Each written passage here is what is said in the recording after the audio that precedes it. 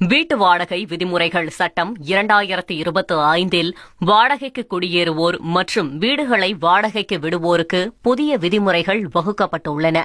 இச்சட்டம் வீட்டு உரிமையாளர்களுக்கு பல புதிய கட்டுப்பாடுகளையும் வாடகை செல்வோருக்கு புதிய விதிமுறைகளையும் கட்டாயமாக்கியுள்ளன. இந்த சட்டத்தின்படி இனி வீடுகளுக்கு 2 மாத வாடகையை முன்பணமாக கொடுத்தால் போதுமானது. வணிக கட்டிடங்களுக்கு 6 மாத வாடகையை முன்பணமாக வசூலிக்கலாம்.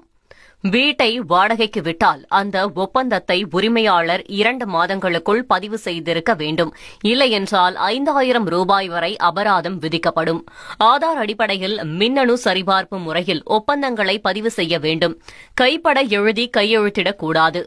ஒருவர் வாடகைக்கு வந்த பிறகு 12 மாதங்கள் கழித்துதான் வாடகையை உயர்த்த வேண்டும். அவ்வாறு உயர்த்துவதற்கும் 2 மாதங்கள் முன்பே நோட்டீஸ் மூலம் வாடகைதாரர்களுக்கு தெரிவிக்க வேண்டும். வாடகை இருக்கும் வீட்டில் பழுது ஏற்பட்டால் உரிமையாளர்கள் 30 நாட்களுக்குள் சரி செய்ய வேண்டும். இல்லையென்றால் வாடகைதாரர்களே அதனை சரி செய்து கொண்டு வாடகை தொகையில் கழித்துக் கொள்ளலாம். வாடகை இருக்கும் வீட்டை சரிபார்க்க உரிமையாளர் நினைக்கும் போதெல்லாம் நுழைய முடியாது. 24 மணி நேரத்திற்கு முன்னதாக எழுத்துப்பூர்வமாக எழுதி கொடுத்து மத்திய அரசின் வீட்டு வாடகை விதிமுறைகள் சட்டம் 2025 விரைவில் அமலுக்கு வரவுள்ளது.